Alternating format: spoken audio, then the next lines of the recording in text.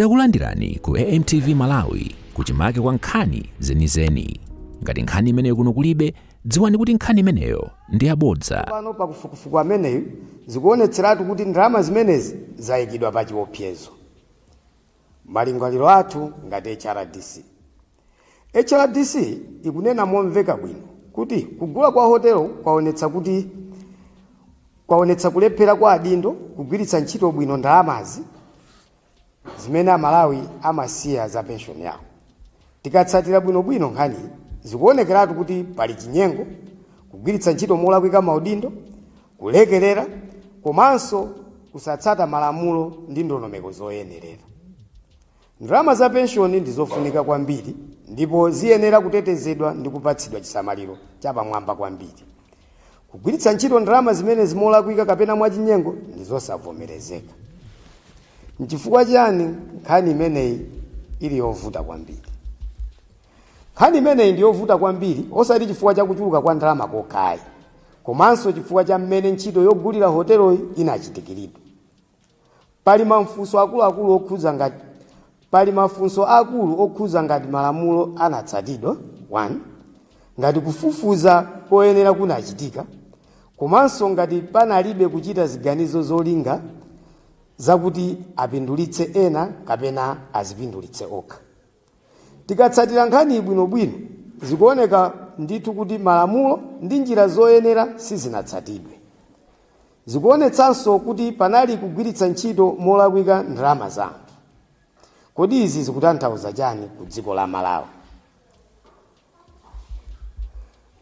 Nkhani ndi mayeso akulu ku boma la Malawi. Ikuyesa ngati boma lingathedi kulimbana ndi ziphuphu makamaka okhuza akuluakulu, komanso ngati mabungwe atakugwira ntchito mopanda tsankho. Ngati nkhani itayendetsedwa bwino, ikhoza kulimbikitsa chikhulupiriro cha Malawi mu boma, mu utsogoleri wa boma, komanso mabungwe olimbana ndi katangale. Udindo wa malamulo ndi Public Finance Management Act. Kagulidwe ka hotelo imeneyi kakupereka chikayiko ngati malamulo anatsatidwa, makamaka Public Finance Management Act ya 2022. Lamulo limeneli limafuna kuti ndalama za boma zigwiritsidwe ntchito mwanzeru, mosamala, komanso mopindulitsa anthu. Kugwiritsa ntchito ndalama zambiri chonchi kuyenera kufotokozedwa bwino kuti kuli kopindulitsa komanso kosayika ndalama pa chiopsezo. Popeza izi ndi ndalama za pension, pali udindo waukulu kwambiri woonetsetsa kuti zikugwiritsidwa ntchito mwanzeru komanso moyenerera. Oyendetsa thumba la pension ayenera kusamala kwambiri kuti ateteze ndalama za anthu. Kusiyana kwakukulu pakati pa mtengo wakale wa hotelo omwe ndi 47 billion ndi mtengo omwe idagulidwa 128 billion kukubweretsa mafunso akuti kodi ndalama zinagwiritsidwa ntchito mwanzeru? Ngati palibe kufotokoza kolimba, izi zingasonyeze kuononga ndalama za anthu. Kuphatikizapo, kugwiritsa ntchito anthu kapena makampani osavomerezeka kapena osalembetsedwa nkaundula kuti aone mtengo wa hotelo kukuonetsa kulephera kutsatira njira zoyenerera. Kulephera kwa maunduna ndi mabungwe a boma. Zimene zachitikazi zaonetseratu kulephera kwakukulu kwa maunduna ndi mabungwe a boma. Unduna wa zachuma sunganene kuti sumadziwa zakagulidwe ka hotelo popeza theka la anthu oyang'anira thumba la pension limachokera ku undunawo. Izi zikutanthauza kuti mwina amadziwa olo kapena analephera kugwira ntchito yawo. Zomwe akunena a Reserve Bank ngati oyang'anira ntchito zachuma sizikumveka bwino ndipo zikupereka mafunso. Iwo akuti anazindikira mu mwezi wa Novemba kuti panali zokayikitsa pa kagulidwe ka hotelo. Ngati izi nzoona, nchifukwa chani sanachitepo kanthu msanga kulepheretsa zimenezi. Zomwe akunena kuti mabanki amachita handle ma transaction ochuluka ndi zosamveka. Ndi ntchito yawo kuzindikira ma transaction okayikitsa ndi kuchitapo kanthu. Financial Intelligence Authority nayo sinagwire ntchito yawo moyenerera. Ntchito yake ndi kuzindikira zinthu zokayikitsa mwachangu. osadikira mpaka ndalama zitadutsa kale. Bungwe lothana ndi katangale la Anti-Corruption Bureau nalo likubweretsa nkhawa, ngakhale poyamba linanena kuti panalibe ziphuphu zomwe zinachitika pambuyo kukakamizidwa ndi pati, yavomereza kuyambiranso kufufuza nkhani. Izi zikuonetsa kuti mwina panali kusachita mwachangu koyenera. Mabungwe onse akuoneka ngati amachitapo kanthu pambuyo vuto litachitika kale, osati kupewa vuto lisanachitike. Zoyenera kuchita tsopano.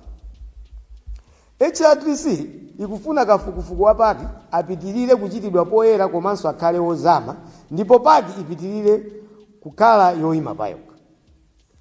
Aliyense amene akukhuzidwa ayenera kuyitanidwa adzayankhe. Ndalama yonse yomwe inalipiridwa kale iyenera kubwezedwa. Bodi ya PSPTF iyenera kuthetsedwa chifukwa cholephera kuteteza ndalama za Malawi. Apolisinso ayenera kuyamba kufufuza mwachangu, ndipo ngati pali umboni anthu ayenera kumangidwa ndi kuyimbidwa mlandu. President ayenera kuchitapo kanthu mwachangu pochotsa anthu onse amene akukhuzidwa ndi nkhani. HRDC ikupatsa President masiku okwanira 21 kuti achitepo kanthu. Ngati sipachitika kanthu, tidzachita njira zina zovomerezeka kuti chilungamo chipezeke. Zikomo kwambiri. Yeah, zikomo kwambiri Chair, over to you.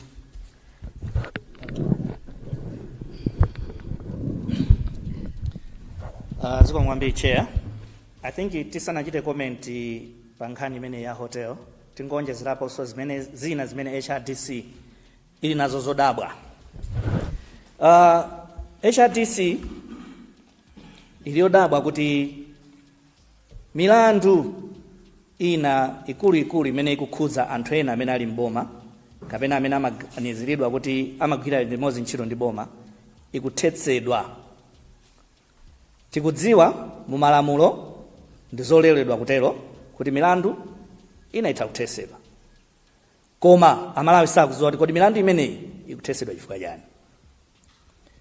Tikuoneka kuti milandu imene ikuthetsedwa pakali pano ndiyo khayo imene ikukhuza akuluakulu ena amene ali mboma kapena amene amaganiziridwa kuti amagwira limodzi ntchito ndi boma. Ngati HRDC tikupempha a Legal Affairs Committee ya Parliament kuti atifufuzire kuti kodi zimene zikuchitika chifukwa chani. Amalawi adziwe kuti kodi milandu ikutha anthu iyi ikutha chifukwa chani. Chifukwa tikupereka chithunzithunzi kwa Amalawi kuti anthu okhawa amene ali mboma sangalakwe kapena atalakwa samayimbidwa milandu ina iliyonse. Tipemphe ya Legal Affairs Committee aitane Director of Public Prosecutions akafunse kapena akalongosolera Amalawi kuti ndi chifukwa chani milandu imene ikuoneka kuti ikulu yokhudza so zinthu zofunika kwambiri kumayi kapena ndalama zambiri yakale ikuthetsedwa pakali pano. Mongonjezeranso apo posachedwa apa ifa HRDC tadabwa taona kuti anokma zikumveka ngati kuti apereka contract kwa mkulu wina amene ali ndi milandu ya corruption ku Malawi kuno pa nkhani za mafuta. Pamene dziko la Malawi likukamba daily kuti likufuna kuthesa katangale kapena kulimbana ndi katangale, chifukwa chani anthu amene akupezeka kuti ali ndi milandu ya katangale akupasidwanso ntchito zina za boma kuti aligwirire boma lomwelo, milandu yawoyo asanachite clear kuti ndolakwa kapena ndosalakwa? Funso nkumati kodi pamenepo apa tikulimbana ndi katangale kapena is business as usual? So ifa HRDC tilodabwa kwambiri kuti nokma ikudziwa kale kuti mkulu amene anampasa contract imene ya mafuta ali milandu ina yakatangale mboma mwemo, nchifukwa chani akumpasanso contract ina? Kunalibe anthu ena kuti angathe kupereka mafuta kapena kutibwetsera mafuta mdziko muno kupatula munthu kuti ali milandu yakatangale? Zikomo kwambiri. Yeah, zikomo kwambiri. So at this juncture, we can take your questions. As the moderator explained, the questions should be solely on the issues that we're discussing today. Okay, we start from here. Okay, since you already have a mic, you can start. Ndine Lloyd Mbwana kuchokera ku Malawi Post. Mukhululuka pang'ono ndili mafunso angapo. Okay. Funso loyamba ndimangofuna nditengerepo mwayi pa msonkhano wa vankhani mmene muchita lero. Kodi HRDCE ndi kwenikweni chifukwa chonena kuti pakatipa pakhala HRDC ina amati ad hoc committee imene kwambiri imatsutsana ndi utsogoleri wa akayatsa. Sino ndimangofuna kuti iyi kodi ndi imene ili yovomerezeka kuti china chonse chomwe mungatenge amalawi achigwiritsedi ntchito. Chifukwa committee ina ija yakhala kupangitsa ma press conference almost atatu onse kutsutsana ndi utsogoleri wanu akayatsa. 1. Cha number 2, ndimangofuna ndidziwe kunena kuti mwapatsa Peter Mutharika 21 days kuti chitepo kanthu pa anthu onse amene akukhudzidwa mwatchulapo ngati nduna ya zachuma komanso ndi attorney general kuti awawa amenera kuti mwina asunthidweko pang'ono kutengera ndi mmene Mutharika alowera kukhala mtsogoleri wa dziko choka September yofikira panopa zikuoneka kuti akumatha kufikira wina aliyense. Kodi ino ngati HRDC munali ndi nthawi yoti mwina muafikire musanafike mwina decision imene yoti tikupatsa 21 days munakonzekera kale kuti zikangotero ndi kuti upatsa 21 days. Funso lina ndionena kuti akunena kuti chibwereni utsogoleri umene mwapangitsako ma press conference almost 3 if not 4 komanso plus ma press statement amene mumapereka kwa anthu. So anthu akumafunsabe kuti kodi nthawi ija iyo mboyomu simunapange kwene press conference nawo zikuoneka kuti utsogoleri kangobwera mmakhalapo kangalika.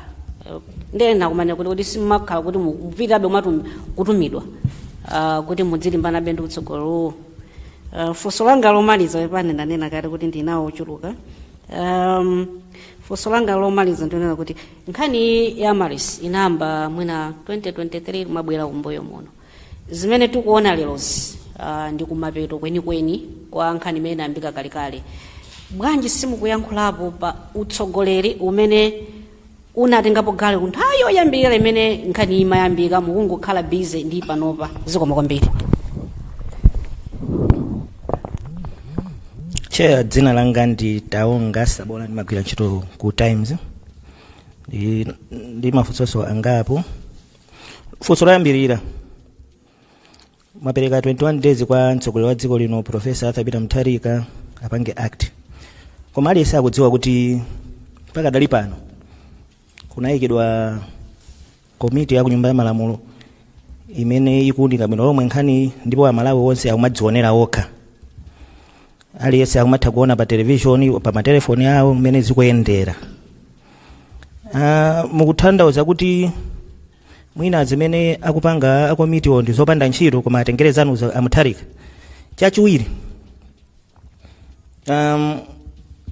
a Mutharika omwe wananena kuti sazayikira aliyense kumbuyo kutengera ndi zimene atapeza akomitizo.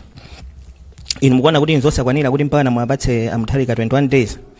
Chachina mwina ndimangofuna nditadziwako kuti inu mumazindikira bwino kuti public pensions fund trust ndiyo imapayokha yomwe ili ndi board yake ma trustees yake management yake komanso ma bank account yake. And china chokhudzana ndi kuti ma investment decisions amene amapangika kumeneko amakhala kuti achokera ku board of trustees ndi ma independent investment managers. China so nchakuti mafuna I wanted to draw your attention to section 60 of the Pensions Act, which says fund rules of the pension fund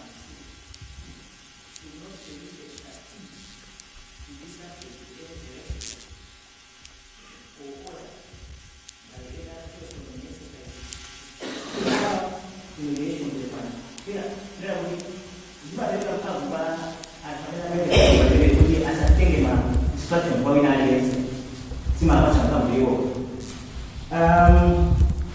pali maneno zaidi yana ikiwa kuinga wasaka kuti alenga instruction kidogo ya kunja ndikuti azali ya chinda aba kufuata na pena kwa sebe chido kwa sebe mutano kuti mulikumbo ro bila wala kuti mwina tena kana ro ilao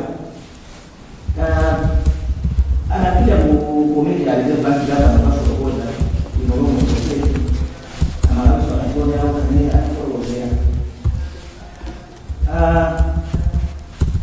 mwina manumoroti maisha kwa Ministry of Finance na General zao mwina anakuti wale roti na also abera kuti wale akaba na mwina sana kwa ndio zimo mwani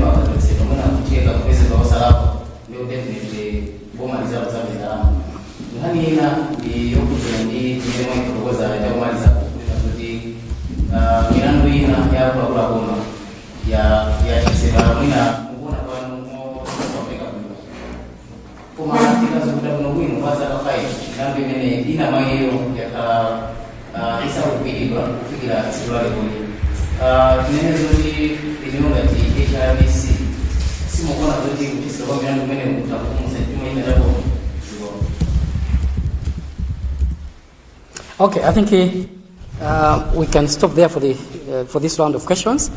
Allow us to respond. After we have given the responses, we'll open the floor for another round of questions. Thank you for all those that have raised questions. I will start with the question that was raised by Lloyd Bwana. HRDC indeed, Lloyd.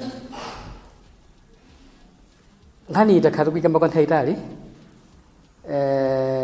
sindukhulira kuti simukuziwa position yathu pankhani ya ad hoc committee tinane napo kuti committee imeneyi ifeyo ngati HRDC sitikuyivomereza ndi committee imene ndakhazikitsidwa outside HRDC koma assuming kuti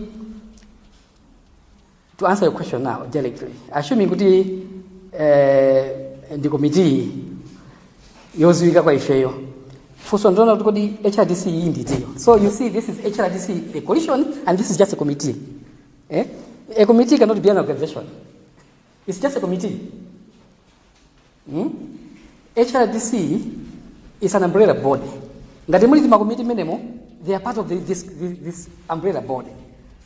Okay? What I'm saying is this committee Mujaya position has been that this committee is not recognized by HRDC.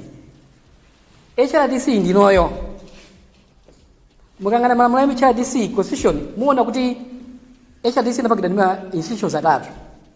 Center for Human Rights and Education, Center for Development of People ndi Malawi Law Society. These are the founders of HRDC. Wina sasa kuna mizeni kutata banga establish HRDC was founded by Ifeo. Ndi chinthu chathu ichi. Mukanga ni constitution HRDC ena usakuchitidwa mumene. Secretary ya HRDC ili kusechala pakali papo. Secretary ya imachita revolve ndi leadership. Last time inali kusedepo because Mr. Gift Tabezi anali chairperson. Panapa mchairperson yapita kusechala.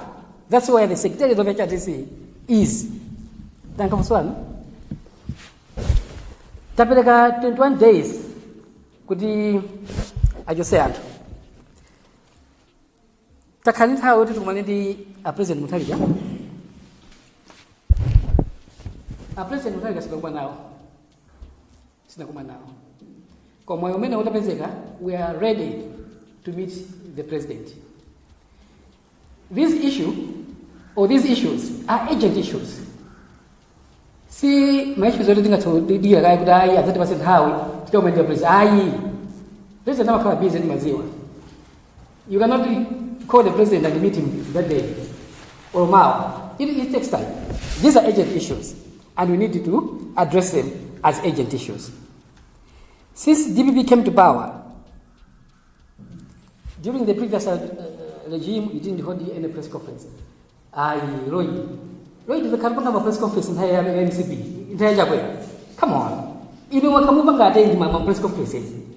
Eh? Manosiana Siana. The Bozan Kumina, Lanko Kumis, I would have defense the Mango Apple. My press statement is Malemba, my press briefing is Macanao, and in Mabela was attending Malemba, Muramu Guleba Google, even Yano in Malawi. Macamulemba was in the HRDC. Then I shall go on board. Someone in a giant. We've been speaking now. This issue started in 2023. What we are saying is what we said before. Chifanya ni majira raise issue. I think amala itonse tazezi musidwa. Issue hii ambiri feraiziwa. Last year kumapeto komaso panova. HRDC has identified this issue kumapeto achakachata. And kumbukira bwino we started speaking out last year itangotuluka in November.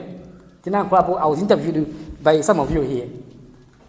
So we could not have commented on an issue that we were not aware of. There's a question, there are also a set of questions from Taonga, from Times. Tapeleka 21 days kwa president. Pamene party ikuchita kafukufuku. Ndimafuna ndinene kuna kuti lemekeza kwambiri zomwe a Public Accounts Committee akuchita. Komanso chimene mwene wazindikira nchona kuti mabungwe ngati HRDC komanso National Anti-Corruption Alliance amene ine ndi chairperson ndife amene tidapempha pak kuti pange kafukufuku pa nkhani imene ya Amalisa Hotel. Palikala amene idalembedwa ndidasainirako ineyo ngati chairperson wa anaka. Anzanga Benedicto Kondo yadasainira ngati chairperson wa National Advocacy Platform kupempha kala amene tidalembera amalondera kwapempha kuti apange kafukufuku. So tikulemekeza ndithu anji tinafotokozaso mu statement mwathu kuti we commend tikwayamikira a Public Accounts Committee kuti akugwira ntchito yabwino. Koma sisi tanthauza kuti chifukwa choti kafukufuku ali nkati ma processes ena sanga yambike kuchitika. Ayi sisi tanthauza choncho. Ngati pali ma issues ofunika a police afufuze. Sadikire kuti apaka mazeka kafukufuku wawo ndiye a police ayambe kufufuza. Ayi. Ngati pali ma issues amene akutuluka ofunika kufufuzidwa mwachangu afufuzidwe. That's what we are saying. And kufanya tufuna anthu ena atule pasi maudindo awo. Mifunda imodzi ya ulamuliro wabwino kuti pamene kufufuzidwa umenera kuti khale mbali ena abwera kutani akufufuze. Izi ndizo zimachitika. Mwakati uno kumalawi tonse timaziwa kuti we don't have a culture of anthu kuzika pambali. And that's why we are saying ngati anthu sakufuna kutula pasi maudindo awo okufutukapo kuti aloleleke kuti kafukufuku achitike bwino, ndiye tingwakankha amenewo. A president agwize ntchito mphamvu zawo kuwachita suspend or kapanga fire kumene depending on my issues yake. Pali issues ena amene sakufunika so dikira kuti mwina bakachika suspension. Ena nda obviously they are straightforward. Koma ena ndofunika ndithu kuti bakale thorough investigation. Ndipo pamene thorough investigation ikuchitika tiwape anthu amenewo kuti ayimisidwe ka ntchito. Nchilongo chokuti kafukufuku achitike chifukwa ngati apitirabe kukhala mu ntchito pali chopsezo kuti asokoneza mafailo, asokoneza maumboni, asokoneza zinthu. So afutukikaye to allow for a thorough and independent investigation. Panali sofuso lofuza lokhuza so president. A president ananenadi kuti sayikira wina aliyense kumbuyo. And if ngati DC tidayamikira president atanena choncho kuti sayikira wina aliyense kumbuyo, komanso tidayamikira zimene akhala kunena Chilowere ndi boma kuti akufuna kuthana ndi Katangale. Koma kuyankhula ndi kuchita zinthu zowiri zosiyana. Chimene tikufuna pa chino ndi president awulise action. Kesi hii ya Amalis Hotel ndi kesi imene atatayipanga hando bwina president chikulu cha Malawi chibwera mumawa amene amanena kuti akufuna kuthana ndi Katangale. If the president takes action on this issue, Malawians will believe what he has been saying, kuti he does not want to tolerate corruption and that he does not want to shield anyone. It is also tizoone panopa. We want to see decisive action. A president sangango khala nkumango onerera kuti oya I'm following the inquiry. Yes, he has to follow the inquiry. But there are some issues that demand his immediate intervention, immediate action. We believe doing so is not undermining the Public Accounts Committee, but doing the right thing, considering the gravity of this issue. Nkhani ya board ya PFT kuti ndio ima payokha ife tikudziwa nditudi tikudziwa zimenezo ndio ima payokha samene kutenga ziganizo kuchokera kunja uloka munthu wina aliyense amene kupanga ziganizo ngati board komanso kuonetsetsa kuti akuchita zinthu ngati oyima payokha izozo tikudziwa. Koma chimene tunena nchona kuti nkhani ndi nkhani imene kukhuza ndalama za Malawi, ndalama za anthu ogwira ntchito boma komanso omwe anapuma pa ntchito. Pakufunika ndithu kuti ndalama zimene zitetezedwe. And this is not an issue that can be left to the board alone. Government needs to take an interest in this matter. Government needs to take action to protect the money that belongs to my pensioners. Doing so is not undermining the authority of the board. Kumano is protecting the money that belongs to pensioners and saving public servants who contribute to this trust. Panali mafunso ochokera kwa a judge, Ronald Judge kuchoka kukhoma. Nkhani zomwezo I think ndankakale imeneyo kuti mbuyomo tatati tisakhale busy ndi za mbuyomo. Inde ndizoona Ronald kuti pachitikadi nkhani zambirimbiri. Okay? HRDC nkhani kachitika timayikapo mlomo. Kwambiri nkhani zole monenazo zokhuzana ndi ngongole anthu kusabweza tayikapo ndithu mlomo. Inuya angoma sino dima ndimbira daily. Ngati pali radio station imene walima si mata siko sandimbira. Ndikoma sino. Ani nkhani makhamba kuti fusa. And ndayikapo mlomo nkhani ngati imeneyo ngati HRDC. So fusolano sindikuziwa kuti mutanthoza yani komano takhatuka nkhapo ndithu. Don't you have trust in the committee? No, tukikhulupirira ko basi ndiyakhala fuso menelo.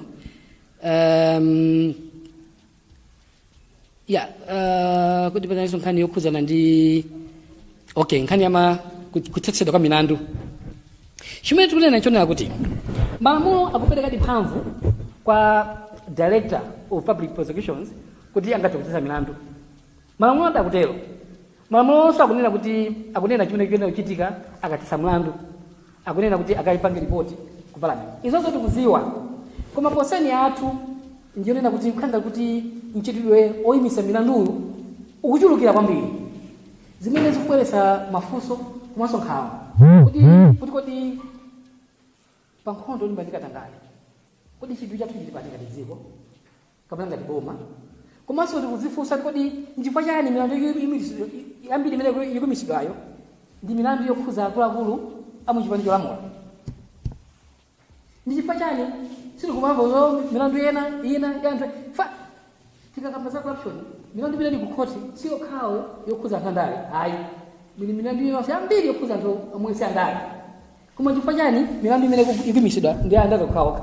Funso ili jakati tikulifunsa kwa nthawi itali. Even pamene achankakala adala DPP mu nthawi ya boma la Achakwera tidafunsa funso mwino kuti kodi chifukwa chani mukungomisa milandu yokhokha anthu akuluakulu andale nthawi imene Achakwera.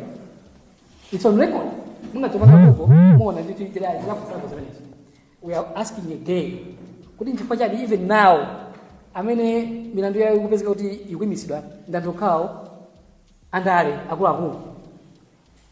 Inu simukuona kuti pali chikayi chiopsezo chokuti malamulowa akugwiritsidwa ntchito molakwika. If you're not DC, you want to pali chiopsezo. And that's why we are raising this issue.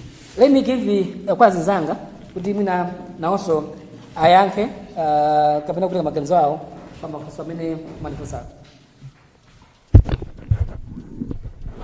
Ndizoona kuti pakachitika chinthu ndi pamene zinthu zambiri zina zimakhala zikutuluka, ndi pamene anthu timadziwa kuti uku kuli ma issues.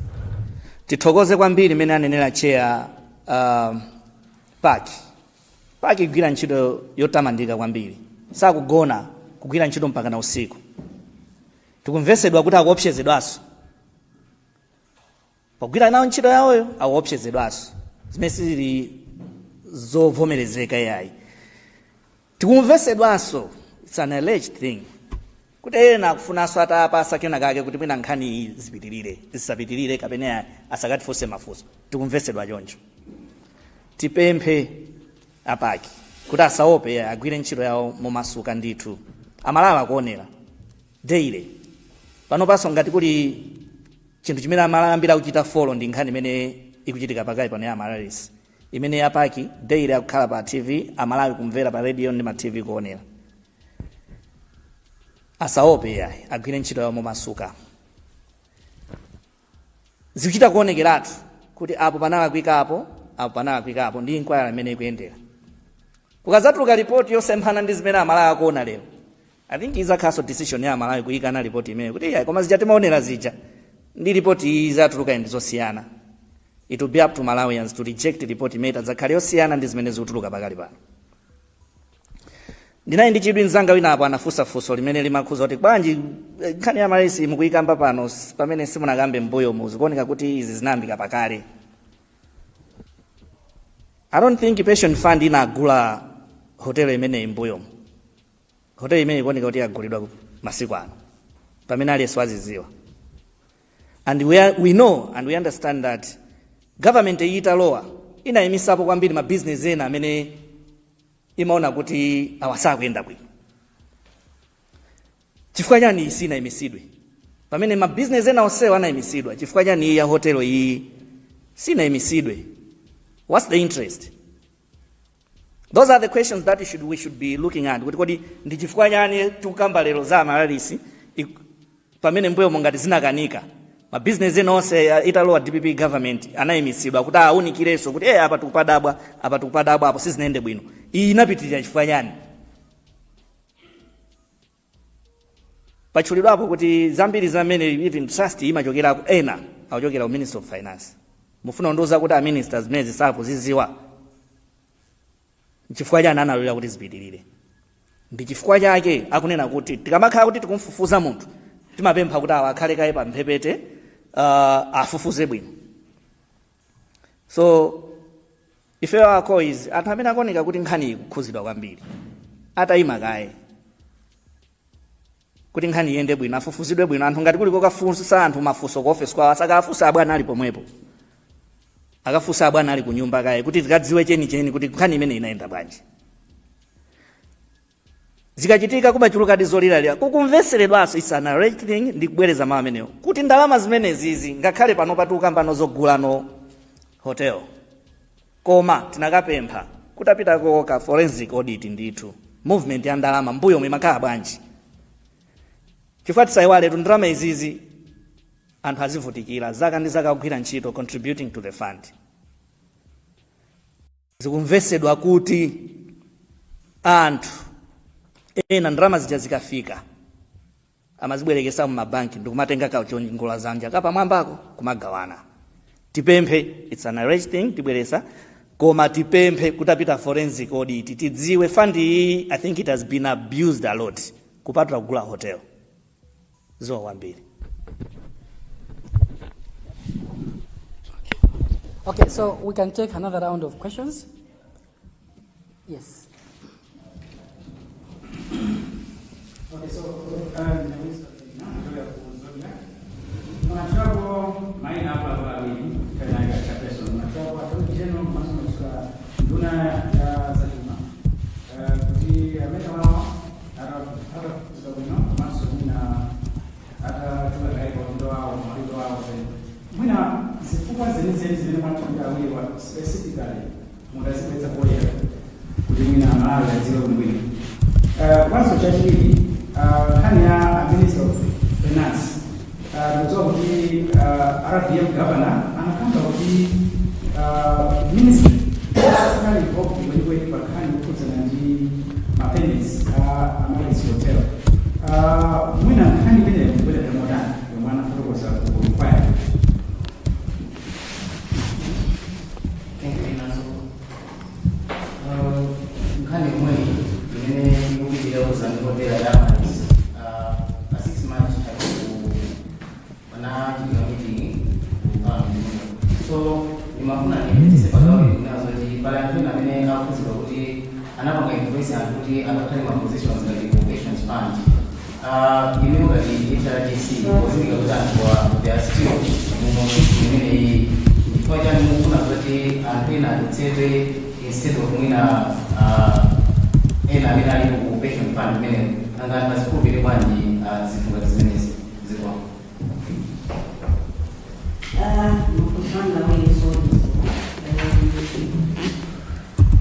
mwani babele mwini mambo nika sazo kwa kana masi kodi aita bisi mambo zega ukati so mwini mwini ni ya pala ni ya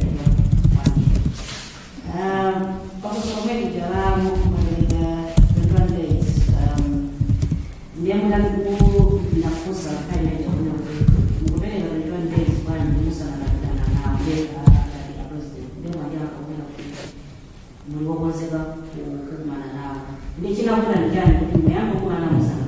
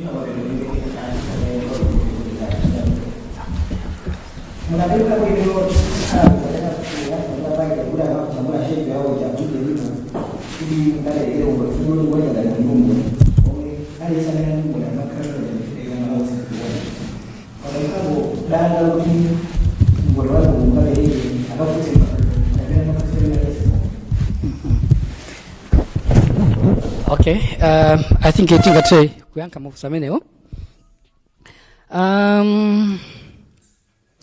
Chifukwa chani tatchulapo adindo awiri, Attorney General komanso nduna ya zachuma. Mafunsowa ena akuoneka ngati kuti akufanafana ndi mwina tingaphatikiza poyankhapo. Komano chimene tikunena apa mwina ndiyambire kaye nduna wa zachuma kuti nchifukwa chani. Mukawerenga trust deed ya pension trust fund muona kuti ikukamba za anthu amene akuyenera kupanga kapena kulowa mu board imeneyo, ma trustees. Mukawerenga bwino trust deed imeneyo ikunena kuti half ya ma trustees akuyenera kuchoka ku nduna wa zachuma, which means kuti ngati anthu 5 half ya ma trustees adachoka ku Ministry of Finance, ndiye kuti Ministry of Finance imaziwa zimene zimachitika. Imaziwa ndithu chifukwa anthu awo amene apanga theka la board imeneyo anali kumeneko. So nzosamveka kuna kuti ayi unduna sumaziwa, ayi amaziwa ndithu. So it's on that basis pamene tikunena kuti ayi Ministry of Finance has to be held accountable. Komanso sindikukhulupirira kuti a huge transaction, a transaction of this magnitude, 128 billion, ingathe kulipiridwa Ministry of Finance osaziwa. Sindikukhulupirira choncho. Oloteka kuti okay, party payment imene okambidwa ya 90 billion. 90 billion isindama za masewera. Ndindama sankhani. I'm sure treasury amaziwa ndithu. And the treasury ili pasi pandani. Treasury ili pasi pa Ministry of Finance. So amaziwa ndithu. And it's on that basis tikunena kuti ayi awawa tafufuzani bwino. Attorney General roho yawo tikuyizwa kale tonse kuti ndi mlangizi wa boma pa nkhani za malamulo. Ngati mlangizi wa boma pa nkhani za malamulo, kuziwa malamulo amene amayenera kukhalira omwe amayendera akuziwa ndithu.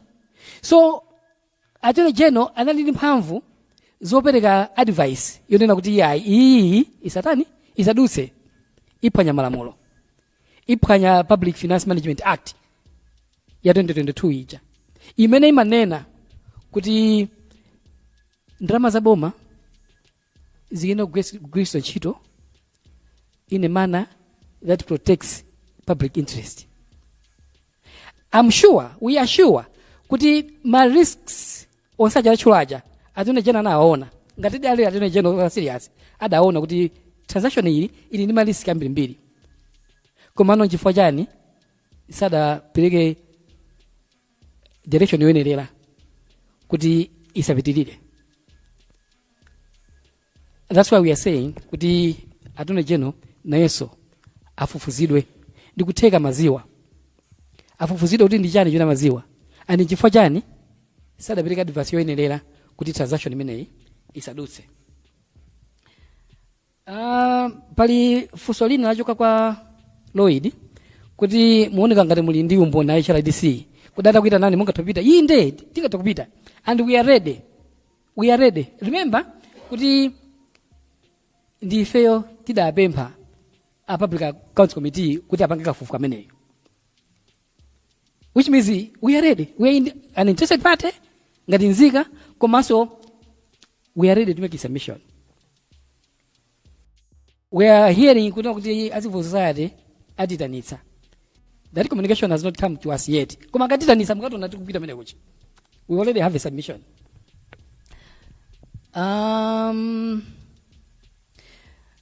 Patrick sinamvetse ifusulo mene mafusalo kuti kodi pale anthu adatumizidwa kagwira ntchito.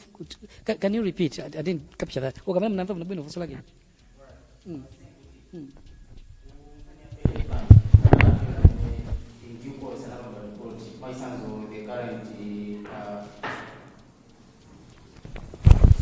Okay, ni mafotokoza kuti pali anthu ena amene analembedwa katikati mwa ndime ku pension trust fund kuti agwire ntchito imeneyi, koma in due course munafotokozapo target yanu mukungofotokoza ona zoti akuti ndamene angachotsedwe ntchito koma simukuona mwina anthu ena amene analembedwa ntchito imeneyi kuti ziyendetsa ujeni pension fund imeneyi mwachitsanzo the current board chairperson. Komanso tikazukuta bwinobwino zimayenera zoti maina anthu ena mwachitsanzo former SPC kuti abwere ku komiti ya park, koma sitinaonepo mupanga influence kuti mwina mwake kwafikira kuti abwere ku komiti imene ya park. Mwachidule mwina ndimafuna nimvese kuti akhulupirire bwanji zimene mukufotokozazi. Okay, Grant Mwachidule, ifeyo ngati HRDC tikunena kuti wina aliyense amene akukhuzidwa ndi transaction imeneyi kuti anatenga mbali pochita approve kuti itheke, aliyense amene akukhuzidwa ayitanidwe ku inquiry akayankhe mafunso.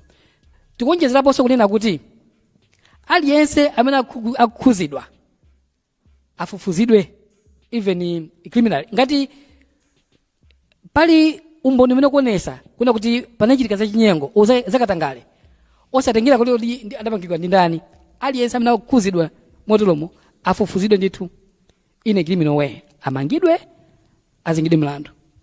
So tachula maina komano si wakhawo ndi ambiri, ife tikupita ndi ambiri amene akuyenera kuyankhapo mlandu pa nkhani iyi. And that's why mwenga statement yacho, our list is not exclusive, it's not exhaustive, because tikuziwa kuti mkatikati mwa kafufuku maina inaso atulukanso, koma amene aziwika kale action iyambe kutengedwa kuti Amalawi akhale ndi chikhulupiriro kuti ma institutions athu achita zoyenerera komanso utsogolero wathu uchita zoyenerera.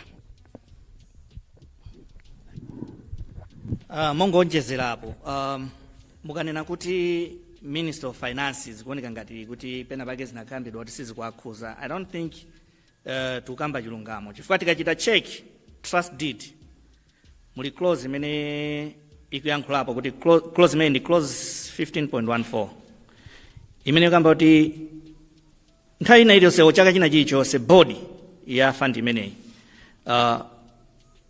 pakakhala an investment policy imene ifuna kupanga kapena yapanga kale imakanena ku Minister of Finance chimozimozi pa clause 16.1 ma audit reports amapita Minister of Finance. Ndengati a ministers usezi sakuziziwa ndi akugona pa ntchitotu chifukwa chake akuyeneka kuti ayime mwina zowambiri. Okay, mwina titenge mafunso omaliza kwenikweni tisegere kuti mukakhaso ndi nthawi yogwira ntchito zina. Ina kwa anthu amene sanafunsirale mafunso mbali ngatali otherwise. Okay. Yeah, ndedi tingathe kutseka. So on behalf of leadership ya HRDC ili pano komanso the entire coalition and this entire leadership, we want to thank you for your active participation, the questions that you have asked, komanso the interest that you have shown in our statement as HRDC. Ndikutero kuna kuti mwana anzanga atsogolera HRDC ndikuthokoza atu ankhani amene mabwera kuzakhala nafe pa msonkhano huu watu ankhani komanso chifukwa cha mafunso amene matifunsa. Nditsindike ndithu kuti nkhani ya Alice Hotel ndi nkhani yofunika kwambiri komanso ndi nkhani imene ndithu ikhale ngati litmus test kuboma la DPP kuti kodi seriousness yawo ili pati pa nkhondo yolimbana ndi katangale. Zimene atachite on this issue will determine whether Malawians will take them seriously or not. Chimene apemphe aboma ngati mdindo wankulu nchona kuti nkhani yasatengere ngati nkhala masewera. Tukayamikira zimene ananena atsogoleri a dziko lino Professor Arthur Peter Mutharika kuti akutsatira mwachidwi ndipo sayikira wina aliyense kumbuyo. Mawu amene ndi mawu amphamvu ndi mawu achilimbikitso komano Amalawi akufuna aone action. And action sikwina kuti digire yayi. Pali meshu zambiri amene atuluka mukafufuku amene apanga apaki oti ngosafunika kuti didikire yayi makafufuku achitike apolisi agwire ntchito yawo nchilingo chokuti chilungamo ichioneke. Nkhawa yathu ngati HRDC ndi chuma cha Malawi kodi chili motetezedwa, chili chotetezedwa bwanji. Chifukwa apa tikukamba za 128 billion koma tisaiwale kuti palinso nkhani ija yokhuzana ndi finance bank imene ngakhale kuti makosi salachira assessment bwino koma pali chiopsezo choti amalawi tizalipira ndalama zambiri ena kuti mpaka 5 trillion kupereka ngati chipepeso ku finance bank. Kodi ndalama za Malawi nzotetezedwa bwanji? Tinakamba pa nkhani yokhuzana ndi kutheswa kwa milandu yakatangale, ndi nkhani zokhazokhazo zokhuzana ndi resources athu, ndifunso kumene kuti kodi how safe are our resources. Chifukwa ngati anthu amene akuyankha milandu yakatangale akupezeka kuti milandu yawo ikuthetsedwa mwachisawawa choncho, nkhawi ndiona kuti nkhawi ikhale yona kuti kodi ndalama za Malawi is it safe?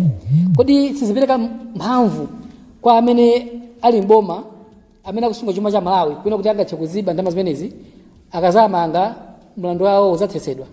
How safe is our money as Malawians? Abomba amene pali nkhawa yathu ngati HRDC komanso ngati nzika za Malawi. So tipemphe ndithu boma lili panoli kuti aonese chidwi komanso kuonesa action kuti Malawi tikhale ndi chikhulupiriro. Chifukwa sizoona kuti 6 months sinathe woyamba kumene tili ndi maskandals akuluakulu ngati amene watu kakale okhuza ndalama za nkhani za Malawi. How safe are we? Zikwambiri.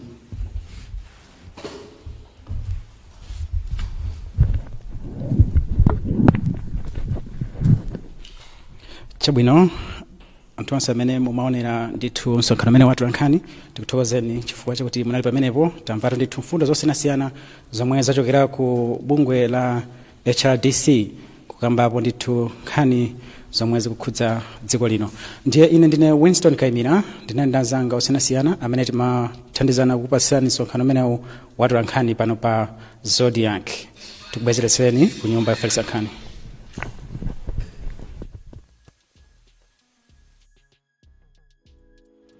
Osaiwala kupanga subscribe ku channel ya AMTV Malawi.